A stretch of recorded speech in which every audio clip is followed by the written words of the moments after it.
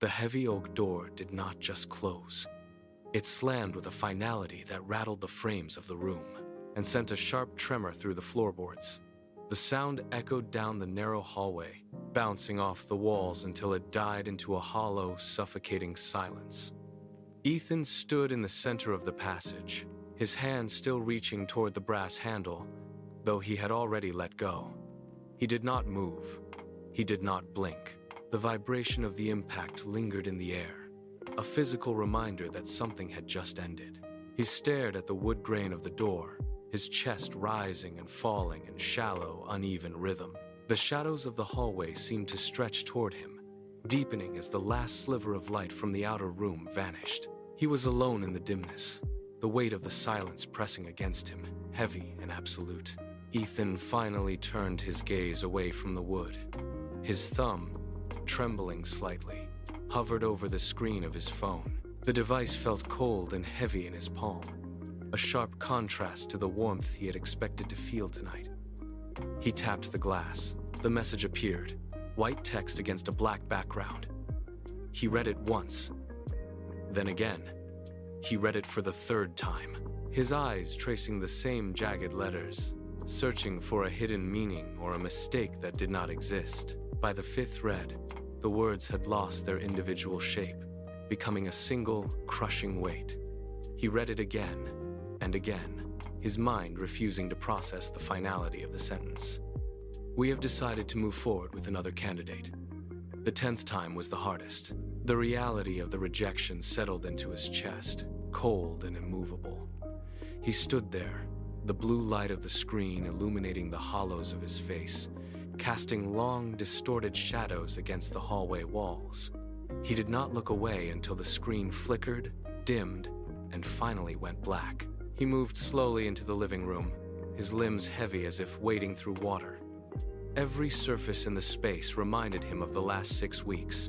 He had woken up at dawn every single day, long before the sun touched the windows, to prepare for these moments. He could still feel the phantom ache in his lower back from hours spent hunched over the desk, refining every sentence on his resume until the paper edges curled. He had rehearsed his answers until his throat went dry, pacing the floorboards until he wore a path into the rug. He remembered the nights spent in prayer, his eyes fixed on the ceiling, convinced that this specific job was the finish line he had been running toward. He had poured his entire schedule, his focus, and his hope into this singular goal. He had sacrificed sleep, social connection, and peace of mind. Now, those weeks of relentless effort felt like a hollow echo. All that preparation, all that meticulous planning, had evaporated in a single cold message. He looked at the desk, now cluttered with discarded notes and drafts, and realized that every hour of work had led him exactly back to where he started. The silence in the apartment was not merely the absence of sound, it was a physical weight. It settled into the corners of the room, thick and suffocating, pressing against his chest with the force of a closing door. Ethan stood in the center of the living space, his lungs struggling to draw in a full breath. The air felt dense, as if the walls themselves were inching inward, narrowing the space until he could feel the pressure on his ribs. He turned his head, but the room offered no escape. Every object, every shadow, seemed to amplify the stillness. He tried to move, but his limbs felt sluggish, anchored by the sudden, crushing realization of his total isolation. He pressed his palms against his chest, trying to push back against the invisible force, but the weight only grew heavier. He stumbled toward the bedroom, his feet dragging against the floorboards. Each step felt like a battle against the thickening air. Ethan sat on the edge of the mattress, his spine curved like a bow under a heavy load. He locked his hands together, interlacing his fingers with such force that the skin stretched tight over his knuckles, draining them of color until they turned a stark, bloodless white. He did not move. He did not blink. He stared directly at the blank wall ahead, his vision blurring as the shadows deepened. The tension in his shoulders was a sharp, jagged line of pain that radiated down his arms. He felt the pulse in his fingertips, a rhythmic throb that matched the frantic, uneven pace of his own heart. He leaned forward, his forehead nearly touching his knees, and the words finally tore from his throat, raw and unpolished. God, why would you let me get this close just to take it away? The question hung in the air, stripped of any pretense or polite phrasing. He held his hands even tighter, the pressure of bone against bone the only thing keeping him anchored. He waited for a response, his jaw set, his lungs burning with the effort of holding his breath. He remained in that rigid, agonizing posture, his knuckles aching, his voice still echoing against the stillness of the room, waiting for the silence to break. The silence did not break. It only deepened. Ethan remained frozen, his hands still locked in that white-knuckled grip, waiting for a voice or a sign to shatter the stillness. Then, the clock on the wall began to speak. It was a sharp, mechanical sound, a rhythmic pulse that cut through the heavy air of the room. Each tick was a precise, metallic strike against the quiet. It was not a comforting rhythm. It was a countdown. Ethan shifted his eyes, his gaze locking onto the second hand as it jerked forward in steady, unforgiving increments. The sound grew louder, filling the space where he had expected an answer to be. Every tick seemed to mock the stillness of his own life, marking the seconds that passed without a response. He watched the hand sweep across the face of the clock, a circular motion that led nowhere. The sound became the only reality in the room, a sharp, rhythmic tapping that echoed against the walls and vibrated in his ears. The sharp ticking of the clock eventually dissolved into the background, replaced by a dull, persistent hum of days that refused to hold their shape. Time ceased to be a sequence of events and became a gray, featureless blur. Ethan moved through his apartment like a ghost in his own life. He woke, he dressed, he walked to the grocery store, and he performed the necessary motions of survival. He navigated the aisles with his gaze fixed on the floor, his fingers tracing the cold metal of the shopping cart handle. He picked up items he did not need, placed them back, and moved on. The fluorescent lights overhead buzzed with a low, irritating frequency. Outside, the world was just as muted. When he encountered neighbors in the hallway, he offered the same shallow, reflexive nods. He kept his eyes averted, his jaw tight, and his pace steady. He did not stop to talk. He did not look for connection. He simply existed in the space between one task and the next. The repetition was a physical weight, a thick fog that settled over his senses. The apartment was cold when he returned, the air stagnant and heavy. Ethan tossed his keys onto the counter, the metallic clatter echoing against the silence. He walked into the bedroom, his eyes catching the corner of the nightstand. The Bible lay there, its edges worn and familiar. He reached out, his fingers hovering just inches from the spine, but he stopped. The sight of the book triggered a sharp, bitter resentment in his chest. He remembered the prayers he had whispered, the nights he had spent pacing, the conviction that his efforts would be rewarded. None of it had mattered. He pulled his hand back as if the cover were burning. Was this faith? A collection of promises that evaporated the moment life became difficult? He looked at the book, then at the blank, indifferent wall. It felt like a prop from a life he no longer recognized. He gripped the edge of the nightstand, his knuckles whitening, and shoved the Bible toward the back of the shelf, burying it behind a stack of old mail. He turned his back on the shelf, his jaw set, and walked away, leaving the silence to settle once more. Ethan stepped out of his building, the evening air biting at his skin. He did not look up, but he felt the shift in the atmosphere. The sky above the city had turned a deep, bruised purple, the colors bleeding into one another like ink and water. It was a heavy, suffocating shade that seemed to press down on the rooftops and narrow the streets. He walked with his hands shoved deep into his pockets, his shoulders hunched against the wind. Every step felt like a deliberate effort against a mounting resistance. The streetlights flickered to life, casting long, distorted shadows that danced across the cracked sidewalk. He watched his own shadow stretch and shrink, a dark shape moving through a world that felt increasingly alien. The wind picked up, carrying the scent of impending rain and cold concrete. He navigated the familiar route home, but the landmarks seemed distant, stripped of their meaning. The bruised sky hung low, a ceiling of fading light that offered no warmth, and no direction. He felt the ache of his own exhaustion in his legs, a dull throb that matched the rhythm of his breathing. He turned the corner, his boots scuffing against the uneven pavement. The city had quieted, the usual evening rush replaced by a low, humming stillness. He walked past the bakery, the hardware store, and the dry cleaner, his eyes tracing the cracks in the sidewalk. Then, he slowed. His gaze drifted to a storefront he had passed every single day for years. It was a narrow, dusty shop, tucked between two larger buildings, its windows usually cluttered with faded displays. Tonight, the glass looked different. He stopped, his momentum dying as he stared at the front door. A single, stark, white sheet of paper was taped to the inside of the glass.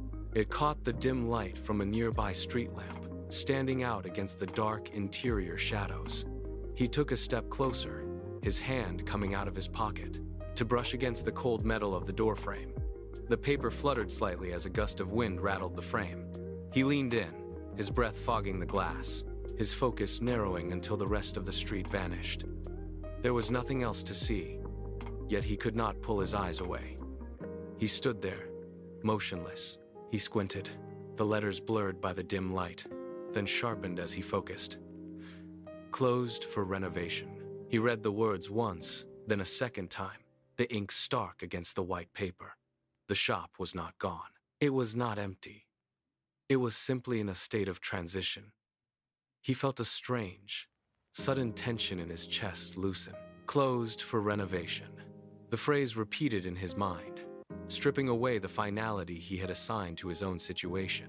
He looked through the glass into the dark, hollow interior of the shop.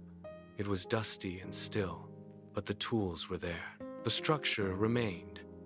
It was being prepared for something new, something that required the doors to be locked for a time. He touched the cool glass, his fingertip tracing the edge of the paper. Closed did not mean abandoned. The realization hit him with the force of a physical weight lifting. The silence of the street no longer felt like a void. It felt like a pause. Ethan climbed the stairs, his boots echoing against the hollow wood. The apartment door groaned as he pushed it open, revealing a room swallowed by deep gray shadows. He did not flip the light switch. He walked into the center of the kitchen, his movements slow and deliberate. The air felt heavy, stagnant, as if the room had been holding its breath in his absence. He pulled out the kitchen chair, the legs scraping harshly against the linoleum floor, a sound that seemed to vibrate through the entire apartment. He sat down, his hands resting flat on the cool, wooden surface of the table. His gaze drifted to the corner where his Bible lay, partially obscured by a stack of unopened mail. He had avoided this spot for weeks, treating the book like a source of sharp, painful memories. Now, the silence of the room felt different. It was no longer an empty void, but a space waiting to be filled. He reached out again, his palm hovering just inches above the worn cover. His fingers finally made contact with the leather, the texture rough and familiar against his skin. He did not pull the book toward him. He simply let his hand rest there, feeling the slight give of the binding under his palm. His heart hammered a frantic rhythm against his ribs, a physical manifestation of the doubt he had carried for weeks. He closed his eyes, the darkness behind his lids mirroring the uncertainty he felt about what he might find. He did not search for a specific page or a comforting verse. He did not try to curate his own healing. He simply let his grip loosen, his fingers sliding away, allowing the heavy book to fall open under its own weight. The sound of the pages fanning out was sharp in the quiet kitchen, a soft, rhythmic rustle that seemed to echo off the walls. He kept his eyes shut for one more heartbeat, his breath held tight in his throat, bracing himself for the words he had once turned his back on. He was finally standing still, waiting for the silence to break. He opened his eyes, his gaze dropping to the spread pages, his pulse still racing. The page lay flat, a stark white rectangle under the dim kitchen light. Ethan stared, his eyes straining against the lack of focus. At first, the lines were just dark, rigid marks on paper, cold and distant. He blinked, rubbing his thumb against his palm to steady his nerves. Then, the perception shifted. The ink began to blur at the edges, a subtle, rhythmic motion that felt less like a trick of the light and more like a pulse. It was as if the letters were breathing, expanding and contracting in time with his own shallow, uneven respiration. He leaned in closer, the scent of aged paper filling his senses, grounding him in the present. The lines seemed to vibrate, a faint, humming energy radiating from the words into the air around him. He gripped the edge of the table, his knuckles pale, watching as the text refused to remain still. It was not a static record of the past. It was a living, insistent presence. He felt a sudden, sharp clarity pierce through the fog of his recent despair. This was not a coincidence. This was an appointment he had been running from. His index finger moved slowly, pressing against the paper until the texture of the grain bit into his skin. He traced the first letter of the verse, then the second, following the path of the ink as if it were a map he had forgotten how to read. "I know the plans I have for you." The words were not just ink. They were a weight, a solid, undeniable anchor in the middle of his drifting reality. He pressed harder, his fingernail catching on the slight indentation of the print. For weeks, he had viewed his life as a chaotic sequence of accidents, a series of doors slammed shut by chance and cruelty. But as his finger moved across the line, that narrative fractured. He felt the cold, hard logic of his past despair begin to melt. These were not mistakes. They were not random delays or failures of his own making. He traced the word plans again, his breath hitching as the realization settled into his bones. The silence of the apartment no longer felt like a void. It felt like a pause, a deliberate space carved out for this exact moment of clarity. He pulled his hand back, staring at the indentation left on the page. The kitchen remained still, the only sound the faint hum of the refrigerator. Ethan sat back, his hands resting on the table, the weight of the revelation still pressing against his chest. He looked at the window, watching the moonlight trace the edges of the frame. The world outside felt different. No longer a landscape of closed doors and missed opportunities, but a path waiting to be navigated. He stood up, his legs stiff from hours of sitting, and walked to the counter to pour a glass of water. He reached for the faucet, his fingers brushing the cool metal, when the air in the room seemed to sharpen. A sudden, jarring vibration tore through the quiet. His phone, lying face down on the granite, buzzed with a frantic, rhythmic intensity. It slid an inch across the smooth surface, the sound echoing against the cupboards like a gavel strike. Ethan froze. His hand hovered in the air, midway between the faucet and the device. The screen lit up, casting a pale, blue glow onto the wall, the light flickering in time with the vibration. He did not move. The vibration stopped, leaving a ringing silence that felt heavier than before. Ethan reached out, his fingers trembling slightly as they brushed the cool glass of the screen. He did not recognize the number. It was a local sequence, devoid of the corporate prefix he had come to dread. He pulled his hand back, his pulse thrumming in his throat. Was this another automated rejection? Another hollow script delivered by a stranger? He gripped the edge of the counter, his knuckles white, and forced himself to exhale. He swiped the icon. He pressed the phone to his ear, his jaw set, ready to hear the familiar, cold tone of dismissal. Instead, a voice crackled through the speaker, warm, direct, and entirely human. "Is this Ethan? We saw your profile and have an opening. Are you still available for an interview?" The words hit him like a physical impact. He blinked, the kitchen light suddenly seeming too bright. He had braced for a wall, but the door had swung open. He cleared his throat, his voice raspy from hours of silence.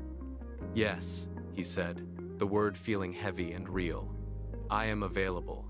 The caller gave him a time and a location, the details anchoring him to the present. He hung up, the phone feeling different in his palm. He stood in the quiet kitchen, the reality of the moment settling over him. Ethan set the phone down, but his fingers lingered on the plastic casing. He looked up the firm name, his eyes scanning the modest website.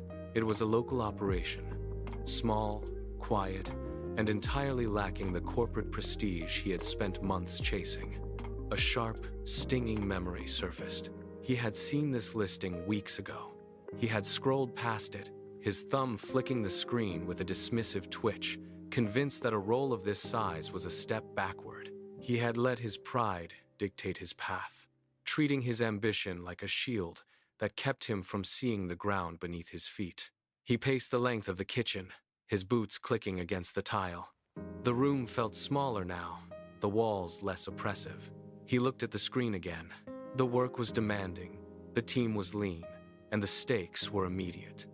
It was not the finish line he had imagined, but it was a place where he could actually work. He stopped pacing and leaned against the counter, his reflection caught in the dark window. He had been so focused on the height of the mountain. The rejection he had feared was not a failure of his worth, but a correction of his direction. He took a deep, steady breath, the tension dissolving. The building was tucked into a quiet corner of the city, a brick structure that lacked the glass and steel sheen of the corporate towers he had once coveted. Ethan stood on the sidewalk, his hand resting on the heavy metal handle of the entrance. He looked up at the small sign, his reflection caught in the dusty glass. There was no grand lobby, no receptionist behind a marble desk, just the hum of a printer and the muffled sound of voices from within. He pushed the door open. The air inside was different. It smelled of old paper, strong coffee, and the sharp, metallic tang of active machinery. He stepped into the reception area, his boots echoing on the linoleum floor. A woman sat at a desk cluttered with files, her hands moving with a speed that suggested a relentless workload. She did not look up immediately, too focused on the screen in front of her. This was not a place of prestige. It was a place of labor. He watched the team through the open doorway, seeing people hunched over desks, their faces lit by the glow of monitors. There was no pretense here, only the weight of actual work. He felt a sudden, sharp clarity. He had been looking for a title, but he had found a foundation. He straightened his posture, took a final, steadying breath, and walked toward the inner office. He was ready to be useful. The interview was not a performance. It was a conversation about problems that needed solving. Ethan sat across from the manager, a man whose hands were stained with ink and whose focus never wavered from the task at hand. They spoke of deadlines, of the small team's current limitations, and of the work that had to be done by Monday. There were no rehearsed answers here, no polished resumes to hide behind, only the reality of the role. When the manager leaned back and pushed a folder across the desk, the offer was simple, direct, and immediate. Ethan looked at the paper, then at the bustling office beyond the glass. He felt the familiar urge to compare this to his previous expectations, but the urge died before it could take root. He realized then that the peace he had been chasing for months was not a product of prestige, but a product of alignment. He reached out, his hand steady, and signed the document. He shook the manager's hand, the grip firm and honest. He walked out of the office into the cool afternoon air, the weight finally gone. He was exactly where he needed to be. 6 months had passed, and the rhythm of the office had become the rhythm of his own life. Ethan sat at his desk, the surface covered in stacks of paper, notes, and the constant, steady hum of a working machine. He typed, the sound rhythmic and sharp, a stark contrast to the silence of his old apartment. He reached for a cup of coffee, his movements fluid and practiced, no longer hurried by the phantom pressure of a ticking clock. He looked around the room. The team was small, but they moved with a synchronized, quiet efficiency that he had grown to respect. He had stopped checking his phone for notifications, stopped rehearsing answers to questions that would never be asked, and stopped waiting for a different life to begin. Here, the work was tangible. He could see the results of his effort in the spreadsheets he updated and the problems he solved for the team. He leaned back, his chair creaking slightly, and watched the afternoon light filter through the window, catching the dust motes dancing in the air. A notification pinged on his screen, a routine industry update he subscribed to for market awareness. Ethan clicked the link, expecting standard quarterly growth projections or minor personnel shifts. Instead, The headline filled the monitor in bold, stark text: "Massive layoffs and internal collapse at Global Dynamics." He leaned forward, the chair wheels clicking against the floor. He began to scroll. The report detailed a systematic failure of leadership, a trail of hidden debt, and a complete cessation of operations that had been festering for months. It was the same firm that had sent him the rejection letter half a year ago. He read the timeline of the collapse, tracing the dates back to the very week he had been waiting for their final decision. His finger hovered over the trackpad, motionless. The office around him continued its steady, quiet hum, but the air in his immediate space seemed to grow thin. He looked at the names of the executives he had once desperately wanted to work for, now listed under the fallout of a total corporate implosion. He clicked through to a second article, then a third, confirming the depth of the disaster. The desk, the reports, and the steady work he had built over the last 6 months suddenly stood in sharp relief against the chaos on his screen. He sat back, his breath hitching in his throat, and stared at the glowing monitor. The reality of what he had narrowly escaped began to settle in, heavy and undeniable, replacing the last remnants of his old disappointment with a cold, clear shock. The screen remained bright, but the numbers on the page no longer looked like data. They looked like a warning he had narrowly avoided.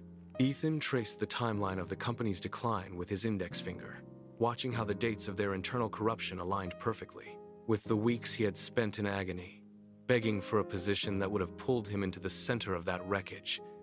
He felt a sudden, sharp clarity. The rejection letter that had once felt like a failure now appeared as a barrier, a hard line drawn in the sand to keep him safe.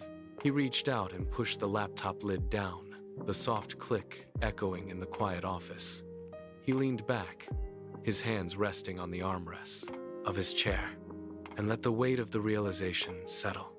It was not a loss, it was a redirection. He had spent months mourning a door that was locked, to prevent him from walking into a fire. The tension that had lived in his shoulders since that first rejection began to dissolve, replaced by a steady, grounding sense of relief. He looked around the room, seeing the modest desk and the small, functional office not as a consolation prize, but as a sanctuary. He took a long, slow breath. The office was still, the hum of the ventilation system the only sound in the room. Ethan leaned back, the chair creaking softly as he shifted his weight. He looked toward the window, watching the late afternoon light stretch across the floorboards. The frantic energy that had defined his life for months, the pacing, the rehearsing, the desperate prayers for a specific outcome had vanished, replaced by a quiet, steady stillness. He traced the grain of the desk with his fingertips, feeling the solid, reliable texture of the wood.